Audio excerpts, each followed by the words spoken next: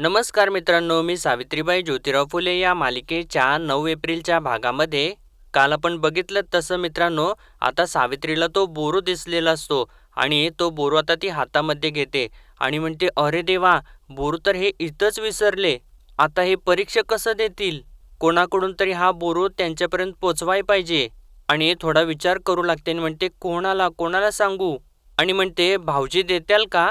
असं म्हणून ती आतमध्ये धावत जाते आणि पार्वतीला जाऊन विचारते, ताई साहेब, अण्णा भाऊजी कुठं आहेत? तर तेव्हा पार्वती सांगते, ते फुलाच्या टोपल्या घेऊन गावात गेले का वाच? आणि विचारते, का व काय झालं? आणि तेव्हा पार्वतीला सावित्रीच्या हातामधला बोरू दिसतो आणि ती सुद्धा घाबरते आणि म्हणते, बोरू तुमच्याकडं? आणि म्हणते, अगो बाई, तुम्ही काय पुण्यांदा सुरू केलं का काय? तर तेव्हा सावित्री म्हणते, अहो नाही नाही ताई साहेब. तर तेव्हा पार्वती म्हणते, अहो हे बघा, सासूबाईंनी बघायच्या अगोदर ठेवा ते तिथं. मी तुम्हासनी सांगते, परत पुन्हा दंगा नको ग बाई, दंगा नको.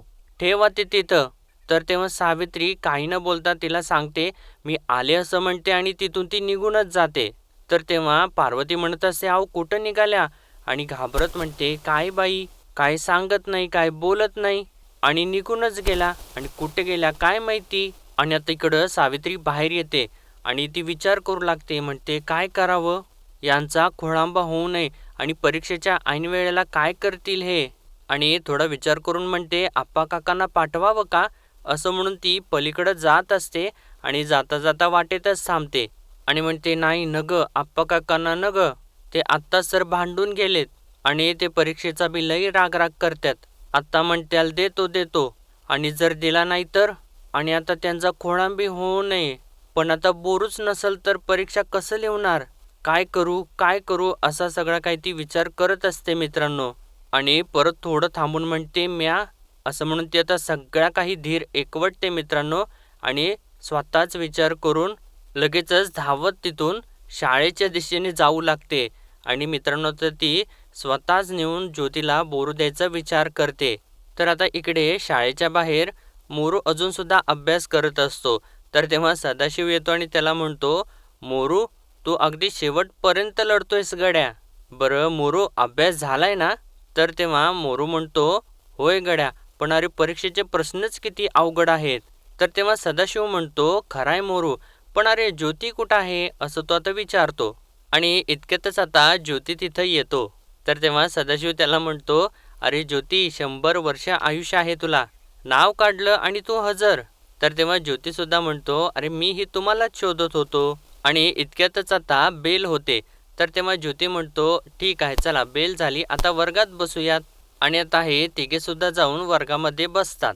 आणि मित्रांनो, इकडे तर आता सावित्री जोरजोराने पेठ्यातून धावत धावत येत असते आणि तेव्हा सगळ्यांचं लक्ष तिच्याकडेच असतं. ती एवढ्या जोरात धावत असते तेव्हा सर्वजण तिच्याकडेच बघत असतात. तर तेव्हा एक जण म्हणतो, अरे ही गोंद्यामाळ्याची सून काय र? तर तेव्हा दुसरा म्हणतो, होय र, पण भर बाजार पाळायला लागल्या. तर तेव्हा दुसरा एक जण म्हणतो, काही ताळतंत्रच राहिलं नाही हो, शिव शिव शिव शिव. तर एकटा म्हणतो, काही याडबीड लागले काय हिला? म्हणजे ती इतक्या जोरात धावतच असते मित्रांनो, कारण तिला काहीही करून ज्योतीला ते बोरू पोहोचवायचंच असतं. आणि एका ठिकाणी जाऊन ती आता थांबते आणि म्हणते, शाळा कंच्या वाटेला आहे. म्हणजे तिथे 2 रस्ते असतात, त्यामुळे ती तिथंच थांबते. तर तेव्हा आता तिथून वासुदेव चाललेला असतो. तर तेव्हा सावित्री त्याला थांबवते आणि विचारते, दादा, मला जरा सांगाल का शाळा कंच्या वाटेला आहे? तर तेव्हा वासुदेव तिला म्हणतो, कोणाची ग बाई तू? आणि म्हणतो, आडवी चिरी म्हणजे, असं तो विचार करत असतो. तर सावित्री हात जोडते आणि म्हणते, दादा सांगा की व शाळा कंच्या वाटेला आहे? तर तेव्हा वासुदेव म्हणतो, असं कर पोरी, सरळ जा आणि उजव्या अंगाला वळ. तर तेव्हा सावित्री म्हणते, तिथं का? आणि हात जोडून म्हणते, लई उपकार झालं, असं म्हणून ती परत धावत सुटते. आणि तेव्हा ती धावत असताना आता 2 बायका तिला बघतात आणि म्हणतात, अरे बापरे, ही तर चिमणाची सून दिसते ग. आणि लाज लज्जा हाय का नाही हिला? सुसाट पळते ग ही. आणि तेव्हा आता मित्रांनो, सावित्री धावत धावत तशी पुढे चाललेलीच असतात. तर तेव्हा तिथे 2 अंगरक्षक असतात आणि त्यांच्या हातामध्ये काट्या असतात. आणि त्या सावित्री चाललेली असते तर तेव्हा ते दोघे सुद्धा तिला अडवतात. आणि एक जण म्हणतो, अगं ए पोरी थांब, इथनं शास्त्री बुवा जाणार आहेत, मार्ग इटाळू नकोस. शास्त्री बुवा गेलं की मग रस्ता मोकळा करण्यात येईल. आणि नेमकं मित्रांनो आता इकडं घरामध्ये ज्योतीची आई जी असते ती सावित्रीला शोधू लागते आणि तिला हाक मारत असते, सुनबाई, सावित्री. आणि त्यानंतर पार्वतीला बोलून विचारते, अगं काय ग हाय का बाहेर? तर तेव्हा पार्वती म्हणते, नाही सासूबाई, समधीकडं शोधलं, शेजारी पाजारी पण कुठंच नाही व. तर तेव्हा ज्योतीची आई म्हणते, कुठं गेली कोणास ठाऊक, पाहिलं का असं घोर लावती जीवाला. आणि इतक्यातच आता सगुणाऊ तिथं येते आणि म्हणते, अगं काय बायांनो, काय आरडाओरडा करताय घरामध्ये, काय झालं काय? तर तेव्हा पार्वती म्हणते, अहो आऊ जाऊबाई घरामध्ये कुठं बी नाही. आणि तुम्हासनी सांगून गेलं का कुठं? तर तेव्हा सगुणाऊ म्हणते, मला तर नाही बाई. आणि म्हणते, आता सांगितल्याशिवाय कुठं जाणार आहे का ती? आणि परत आता स्वतः सुद्धा हाक मारून बोलावू लागते, सावित्री. तर तेव्हा ज्योतीची आई म्हणते, अहो समतीकडं शोधून झाले, कुठं बी नाही. कुणाला काही बोलायचं नाही, सांगायचं नाही, निस्ता आपला मनाचा कारभार. हे म्हणजे आलं मनाला आणि गेली शेणाला, टाकली पाटी आणि बसली उन्हाला, असला प्रकार झालाय बघा. तेव्हा सगुणाव म्हणते, हाक मारते तिला, सापडल घरातच असल. असं म्हणून आता या तिघी सुद्धा परत तिला शोधू लागतात. तिघी सुद्धा तिला हाक मारत असतात. तर इकडे मित्रांनो आता सावित्री तर चांगल्याच अडचणीत सापडलेली असते आणि ती आता त्या दोघांना सुद्धा विनवण्या करत असते, अहो दादा मी हात जोडते, मला जाऊ द्या हो, इथंच जायचंय मला. तर तेव्हा तो म्हणत असो, थांब म्हणतोय नव तुला. तर तेव्हा सावित्री जोराने ओरडते, अहो सोडा मला, अहो जाऊ द्या मला. तर तेव्हा तिचा ओरडण्याचा आवाज तिथेच उभा असलेल्या आता कुणभटांच्या कानावरती जातो. तर तेव्हा तो परत तिच्यावरती ओरडत असो, थांब म्हटलंय नव, थांब. तर तेव्हा आता कुणभट धावत धावतच तिथं येतात आणि जोराचे ओरडतात, काय झालंय, थांबता येत नाही का? शास्त्री बुवा महागणपतीला मुकुट अर्पण करायला चाललेले आहेत, रस्ता ओलांडायचा नाही. आणि इतक्यातच आता तिकडून शास्त्री बुवा मुकुट घेऊन येऊ लागतात. तर तेव्हा सावित्री हात जोडते आणि म्हणते, माझ्या नवऱ्याची परीक्षा आहे आणि ते बोरू घरीच विसरले, मला जाऊ द्या की. तर तेव्हा आता कुणभटांच्या लक्षात येतं आणि ते म्हणतात, माळ्याचा ज्योती काय, तुझ्या नवऱ्याची परीक्षा काय? नाही दिली परीक्षा तर आभाळ कोसळेल का? पण तुझ्या जाण्याने वाट विटाळील तर काय करायचं आम्ही? आणि इतक्यातच आता गंगाधर शास्त्री तिथपर्यंत पोचतात आणि विचारतात, कुणभट काय झाले? तर तेव्हा कुणभट सांगतात, ही ज्योत्याची बायको तुमचा रस्ता विटाळत होती. तर तेव्हा गंगाधर शास्त्री सावित्रीला म्हणतात, शूद्र मुली, ब्राह्मण जात असताना थांबावं, शिवता शेवत करू नये हे माहीत असून सुद्धा तू रस्ता विटाळत आहेस. आणि त्यानंतर तिच्या पायाकडे बघून म्हणतात, शिवाय तू पायात चप्पल घालून माझ्यासमोर उभी आहेस. आणि म्हणतात, शिव शिव शिव, कसले तारतम्य राहिले नाही यांना. आणि तेव्हा त्यांनी असं म्हटल्यानंतर सावित्री तर आता खूपच घाबरू लागते आणि ती म्हणते, शास्त्री बुवा चुकलं माझं. तर तेव्हा गंगाधर शास्त्री म्हणतात, आधी ती चप्पल काढ, गावात स्त्रीला चप्पल घालण्याची अनुमती शास्त्र देत नाही, याचंही भान नाही तुला, काढ ती चप्पल. असं म्हटल्यानंतर सावित्री लगेचच चप्पल काढते आणि हातामध्ये घेते. तर तेव्हा गंगाधर शास्त्री म्हणतात, देवधर्माच्या कार्यात मुद्दामून बाधा आणण्यासाठी पाठवले असणार तुला. तर तेव्हा सावित्री म्हणते, नाही म्या फक्त बोरू घेऊन चालले यांच्या परीक्षेसाठी. तर तेव्हा आता गंगाधर शास्त्री म्हणतात, अच्छा, आता या बोरूनं ज्योत्या आमचा अपमान लिहिणार तर. आणि म्हणतात, परंतु बघा महागणपतीची लीला, अधर्म रोखतो तो, अडवली ना वाट सावित्रीची, तो ज्योत्या गेला ना बोरू विसरून. ज्योत्याने हाती बोरू धरू नये, त्याने परीक्षा देऊ नये, ही त्या गणपतीचीच इच्छा. आणि ओरडून म्हणतात, बघू तो बोरू. तर तेव्हा सावित्री म्हणते, नाही नाही, म्या बोरू नाही देणार. तर तेव्हा गंगाधर शास्त्री म्हणतात, कुणभट घ्या तो बोरू. तर तेव्हा कुणभट त्या दोघांना ओरडतात, अरे बघताय काय माझ्याकडे, तो बोरू घ्या. तर तेव्हा ते दोघं सुद्धा काठी घेऊन सावित्रीच्या अंगावरती जातात आणि तिला म्हणू लागतात, बोरू दे इकडे. आणि तेव्हा सावित्री नाही नाही असं म्हणून मागे सरकत असते आणि तो बोरू घट्ट तिने पकडलेला असतो. तर तेव्हा ते दोघं सुद्धा तिच्यावरती काठीने ढकलाढकल करू लागतात आणि तिच्या हातामधून बोरू घ्यायचा प्रयत्न करत असतात. आणि मित्रांनो, त्यातला एक जण आता सावित्रीला जोराने काठीने ढकलून देतो आणि तेव्हा सावित्री बाजूला जाऊन कोसळते आणि तिच्या हातामधला बोरू वगैरे सगळं काही खाली पडतं आणि तिला आता जोराचा मार सुद्धा लागतो. आणि तोपर्यंत आता इकडे मित्रांनो, परीक्षक जे असतात ते आता सर्वांना पेपर वाटू लागतात. आणि तेव्हा ज्योती आपले सगळे काही सामान बाहेर काढत असतो आणि तेव्हा तो पिशवी तपासतो तर त्याच्या लक्षात येतं की त्याच्यामध्ये आता बोरू नाही आहे आणि तो सगळी पिशवी झटकतो तरीसुद्धा त्यातून बोरू काही बाहेर निघत नाही आणि तो खूपच घाबरतो आणि मनातल्या मनात म्हणतो, बोरू गेला कुठे? आणि मी तर ठेवलेला होता. आणि तेव्हा त्याच्या लक्षात येतं, ज्यावेळेस रानूजी त्याला धडकलेले असतात तेव्हा सगळं साहित्य खाली पडलेलं असतं आणि इतक्यातच आता परीक्षक त्याच्यासमोर ज्योती असं म्हणून पेपर धरतात.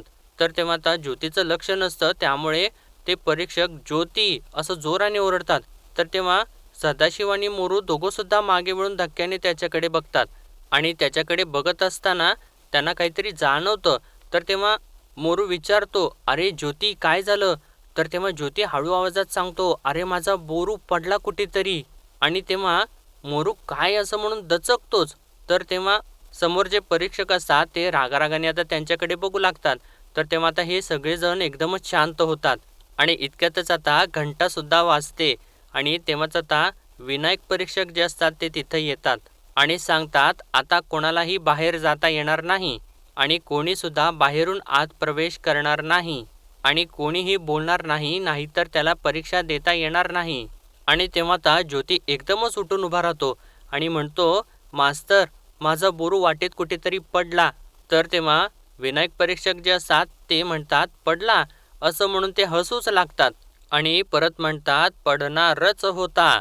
अरे एवढ्या मोठ्या देवतुल्य माणसाशी पैज घेतोस, हे अधःपतन होणारच होते. बोरू पडेल, शाई सांडेल, हेही होणारच. आणि खरं सांगू का तुला, आपली लायकी आहे का शिक्षणाची? शिस्त नाही, कसलाही नियमितपणा नाही. आपली लायकी गजरे, हार, तोरण हीच. आणि इतक्यातच अजून एक बेल वाजते. तर तेव्हा विनायक परीक्षक जे असतात ते ज्योतीला म्हणतात, बस आणि प्रश्न सोडव. तर तेव्हा आता ज्योतीला तर खूप मोठा धक्का बसतो, कारण त्याच्याकडे तर बोरूच नसतो. आणि तेव्हा ते विनायक परीक्षक जे असतात ते तिथेच समोर बसतात आणि त्याच्याकडे एकसारखं बघून हसत असतात. आणि इकडे आता मित्रांनो, सावित्री तर खाली कोसळलेली असते आणि तिला दुखापत झालेली असते. तर तेव्हातला त्यातला एक जण येतो आणि बोरू लगेचच उचलतो आणि तेव्हा आता गंगाधर शास्त्री म्हणतात, कुणभट घ्या तो बोरू आणि मोडून टाका. आणि मित्रांनो, आता कुणभट जे असतात तो बोरू लगेचच हातामध्ये घेतात आणि तो बोरू सावित्रीच्या समोर चक्क मोडून टाकतात. तर तेव्हा सावित्री हात जोडून नाही नाही असं म्हणत असते आणि ज्यावेळेस कुणभट बोरू मोडून टाकतात तर तेव्हा ती घट्ट डोळे मिटते आणि तेव्हा ते कुणभट जे असतात ते बोरूचे 3-4 तुकडे करतात आणि रागारागाने सावित्रीच्या अंगावरती फेकतात. तर तेव्हा सावित्री थरथरत्या हाताने तो बोरू म्हणजे त्याचे तुकडे वगैरे जे असतात ते सगळे हातामध्ये घेते आणि ती जोराची रडू लागते.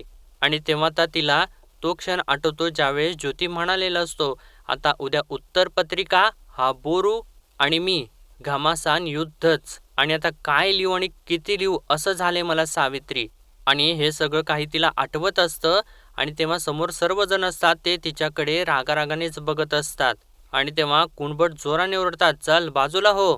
तर तेव्हा त्या सावित्री अडकळत अडकळत उठते आणि धडपडत बाजूला होते आणि त्यानंतर गंगाधर शास्त्री आणि सर्वजण तिथून पुढे जाऊ लागतात. आणि त्यानंतर ते दोघं अंगरक्षक जे असतात ते म्हणतात, आता चला रे आपल्या आपल्या वाटेला. तर तेव्हा सावित्री आता रडत असते आणि म्हणते, अरे देवा आता या बोरूचा काय उपयोग? आणि परत म्हणते नवा घ्यायला लागल, पण माझ्याकडं तर काय बी नाही. आणि म्हणते नवा नवा बोरू बनवायला लागल आणि त्यासाठी काठी शोधायला लागल. असं म्हणून ती आता काठी शोधत असते आणि समोर बघते तर आणि तेव्हा तिला समोर डालगी बनवणारा एक जण दिसतो आणि तेव्हा सावित्री धावत धावत त्याच्याकडे जाते आणि विचारते, दादा बोरू बनवायला काठी आहे का तुमच्याकडं? तर तेव्हा तो म्हणतो, पोरी बोरू बनवायसाठी कवळी काठी लागते, बघ बरं आहे का त्याच्यामध्ये. तर तेव्हा सावित्रीला आता कवळी काठी त्याच्यामध्ये सापडते आणि ती आता विचारते, तासायला काय आहे का? तर तेव्हा तो सांगतो, हो ती पोरी पर कारभारीन घेऊन गेली. आणि तेव्हाच आता सावित्रीला बाजूला एक न्हावी दिसतो, तो एकाची दाढी करत असतो. तर तेव्हा सावित्री लगेचच त्याच्याकडे जाते आणि म्हणते, दादा एक काम कराल का, या काठीचा बोरू करून द्याल का तुमच्या वस्ताऱ्याने? तर तेव्हा तो न्हावी बघतो आणि म्हणतो, नाही नाही जुळायचं ताई. तर तेव्हा आता सावित्रीला तो क्षण आठवतो ज्यावेळेस ज्योती आदल्या रात्री त्या बोरूला धार लावत असतो आणि त्याच्या हातामध्ये चाकू असतो. म्हणजे त्या चाकून तो धार लावत असतो. तर तेव्हा सावित्री म्हणते, दादा तुम्ही फक्त वस्तारा द्या, म्या करन. तेव्हा तो न्हावी म्हणतो, ताई बघताय ना गिऱ्हाईक आहे समोर.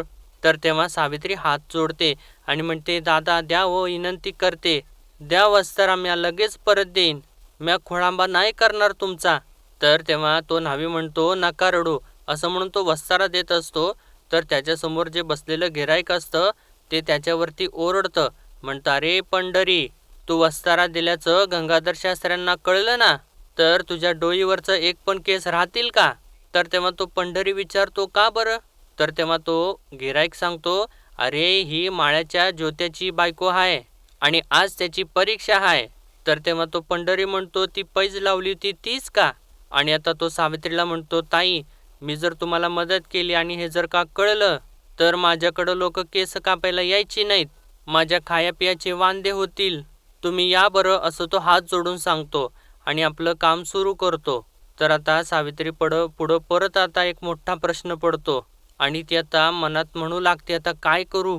आणि परत तिच्या डोळ्यामधून पाणी येऊ लागतं आणि त्यानंतर ती आता थोडासा विचार करते आणि तिथेच पुढे जाऊन आपल्या हातामधल्या बांगड्या काढते आणि एका बांगडीने त्या काठीला तासू लागते आणि खूप प्रयत्न करून करून त्याला टोक करत असते. आणि आता इकडे मित्रांनो परीक्षा तर सुरू झालेली असते आणि सर्वजण आता पेपर लिहित असतात, पण ज्योती मात्र त्यांच्याकडेच बघत राहिलेला असतो, कारण त्याच्याकडे बोरू तर नसतोच. आणि जे विनायक परीक्षक असतात ते ज्योतीकडे बघून हसतच असतात आणि ज्योतीचे जे विरोधक असतात ते सुद्धा ज्योतीकडे बघून हसत असतात. पण सदाशिव आणि मोरू मात्र काळजीत असतात आणि त्याच्याकडे बघून ते काळजी व्यक्त सुद्धा करत असतात. तर तेव्हा ज्योती त्यांना पुढे बघायला सांगतो. आणि मित्रांनो आता तेव्हा ते सगळं काही दृश्य बघितल्यानंतर ज्योतीला तर तो क्षण आठवतो ज्यावेळेस गंगाधर शास्त्री त्याला म्हणालेले असतात, विचार कर, जर हारलास तर गंगाधर शास्त्र्याच्या घरी ओंकारेश्वराच्या कुंडातून कावडीतून पाणी आणून या शास्त्रीचे पाय धुवावे लागतील, तेही वर्षभर. आणि त्यानंतर आता सावित्रीचे शब्दसुद्धा आठवू लागतात. ती म्हणालेली असते, मालक तुम्ही कदापि नापास नाही होणार आणि काय बी झालं तरीसुद्धा त्या गंगाधर पंतांच्या घरी मी तुम्हाला पाणी भरू नाही देणार, पण त्यांच्या भर सभेत तुमचा सत्कार झालेला म्या बघेन. आणि मित्रांनो आता तसंच इकडे सावित्री त्यासाठीच खूप जोरदार प्रयत्न करत असते. त्या काठीला धार लावायची ती आतोशीने प्रयत्न करत असते. आणि मित्रांनो थोड्या वेळाने कसं का होईना आपल्या हातामधल्या सोन्याच्या बांगडीने त्या काठीला धार लावते. मित्रांनो त्या काठीला टोक करते आणि तेव्हा ती थोडीशी खुश होते आणि त्यानंतर आता त्या परत बांगड्या ती घालते आणि आता बोरू द्यायसाठी ती शाळेच्या दिशेने जाऊ लागते. आणि थोड्याच वेळात ती आता शाळेपर्यंत पोहोचते आणि तेव्हाच आता एक जण तिला बाहेरच अडवतो आणि म्हणतो, ओ बाई बाई थांबा, आत कुठे निघालात, काही परवानगी आहे का? तर तेव्हा सावित्री म्हणते, नाही. तर तेव्हा तो म्हणतो, ए बाईच्या जातीला ना असं शाळेत पाय ठेवता येत नाही, चल मागे फिर. तर तेव्हा सावित्री म्हणते, दादा म्या विनंती करते, म्या हात जोडते, मला जाऊ द्या की आत. तर तेव्हा तो म्हणतो, परीक्षा चालली आहे 7वीची, तुला आतमध्ये जाता येणार नाही, चल निघ इथनं. तर तेव्हा सावित्री म्हणते, अव दादा ऐका की, तुम्ही मला नका जाऊ देऊ, फक्त यो बोरू त्यासनी द्याल का? तर तेव्हा तो विचारतो, कोणाला? तर तेव्हा सावित्री म्हणते, त्यासनी. तर तो परत विचारतो, अरे त्यासनी म्हणजे पण कोणाला? काही नाव बिव असेल ना? आणि म्हणतो, अगं ए बाई तू ना माझी नोकरी घालवशील, जा इथनं. तर तेव्हा सावित्री म्हणते, ओ दादा आत माझा नवरा आहे, ते घरी विसरलेत बोरू, अहो परीक्षा कशी लिहणार, द्या की त्यासनी. तर तेव्हा तो म्हणतो, अगं ये आता ना लई चिकार येळ झाला, आता तू काय लिहणार आणि कसं लिहणार, मला ना तुला आतमध्ये सोडायची परवानगी नाही, चल जा इथनं, असं तो सांगतो. तर तेव्हा आता सावित्री थोडीशी माघारी फिरते. तर तेव्हा तो म्हणत असतो, काय कुठून येतात, म्हणे आज सोडा म्हणे, अरे काय धर्मशाळा वाटली की काय?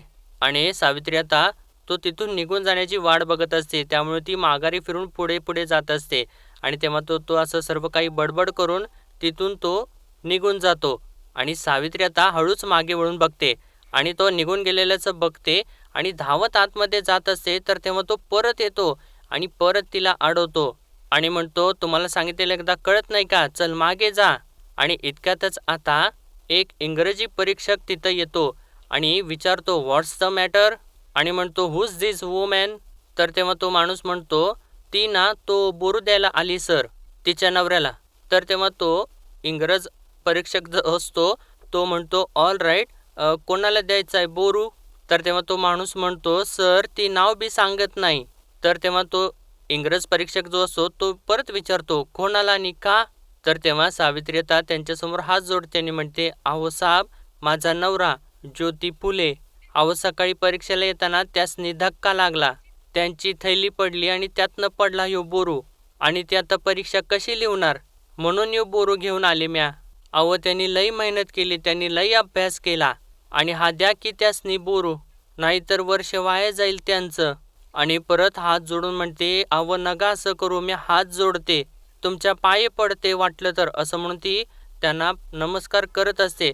तर तेव्हा तो इंग्रज परीक्षक असतो तो म्हणतो, वेट वेट वेट, काही रूल्स असतात मिशनरी स्कूलचे, तू जा, नाही देता येणार, असं तो सांगतो. तर तेव्हा त्या सावित्रीचा नाईलाज होतो आणि ती आता परत मागं वळते आणि परत थोडासा विचार करते आणि परत त्या साहेबाला म्हणते, साहेब मी बोलू का? नाही म्हणजे तुमचे असतील मिशनरी शाळेचे नियम, पण याहून मोठा नियम त्याचा आहे, असं ती येशूकडे हात करून बोलत असते आणि म्हणते, अवधया आणि क्षमा याहून मोठं शिक्षण दुसरं कुठलं बी नाही बघा. तर तेव्हा आता तो इंग्रज परीक्षक जो असतो तो म्हणतो, म्हणजे तो विचारतो, हे कसं माहिती तुला? तर तेव्हा सावित्री म्हणते, अव हे अभ्यास करत असताना कानावर पडलं होतं बघा, द्या की त्यासनी बोरू. तर तेव्हा त्या इंग्रज परीक्षकाला सगळं काही समजतं आणि तो म्हणतो, stay woman and give me that बोरू. तर तेव्हा सावित्रीला काही कळत नाही. तर तेव्हा तो माणूस सांगतो, ते बोरू द्यायला सांगतात. तर तेव्हा आता सावित्री तो बोरू त्यांच्याकडे देते आणि ते परीक्षक जे असतात तो बोरू आपल्या हातामध्ये घेतात आणि आतमध्ये जातात. तर तेव्हा आता सावित्री खूपच खुश होते. आणि मित्रांनो, आजचा भाग इथेच संपतो आणि पुढील भागामध्ये आपण पाहणार आहोत, ते आता इंग्रज परीक्षक असतात ते ज्योतीजवळ जातात आणि त्याला म्हणतात, हा बोरू विसरला होतास ना, असं म्हणून तो बोरू आता ज्योतीच्या हातात देतात आणि गुड लक असं त्याला म्हणतात. तर तेव्हा ज्योती विचारतो, हा बोरू बनवलाय कोणी बनवलाय? तर तेव्हा तो परीक्षक सांगतो, तुमच्या वाईफने बनवलाय. आणि तेव्हा आता ज्योती खिडकीमधून बाहेर बघतो तर तिथे सावित्री उभा असलेली त्याला दिसते आणि तेव्हा त्याला तिचा खूप अभिमान वाटतो. तर त्यानंतर आता ज्योती परीक्षा लिहायला सुरुवात करतो आणि त्यानंतर आता परीक्षा संपत असते. तर तेव्हा विनायक परीक्षक जे असतात ते ज्योतीजवळ येतात आणि त्याला ओरडतात, उत्तरपत्रिका दे. तर तेव्हा ज्योती म्हणतो, बोरू नसल्यामुळे मी परीक्षा उशिरा लिहायला सुरुवात केली, मला थोडा वेळ द्या. तर तेव्हा विनायक परीक्षक म्हणतात, नियम सगळ्यांसाठी सारखेच असतात, असं म्हणून त्याच्या हातामधून उत्तरपत्रिका जोराने खेचून घेतात. आणि तोपर्यंत मित्रांनो इकडे घरामध्ये सगळ्या बायका जमलेल्या असतात आणि त्या म्हणत असतात, शास्त्र सोडून वागलं तर दुसरं काय होणार आहे. आणि त्यानंतर ज्योतीच्या आईला म्हणतात, आणि चिमणा, सुनला बाईची मर्यादा शिकव. आणि दुसरी बाई म्हणते, नाहीतर घरादाराचं हसं होईल ग. आणि तेव्हा सावित्री सुद्धा तिथं आलेली असते आणि ती लंगडत लंगडत तिथे येऊन बसते आणि ते सगळं काही बघत असताना तिला तर धक्काच बसत असतो आणि ज्योतीच्या आईला मात्र राग अनावर होत असतो मित्रांनो. तर मित्रांनो, आजच्या पुरतं एवढंच आणि भेटूया परत उद्याच्या भागामध्ये. तोपर्यंत आपल्या व्हिडिओला लाईक, शेअर आणि सबस्क्राईब नक्कीच करा. धन्यवाद.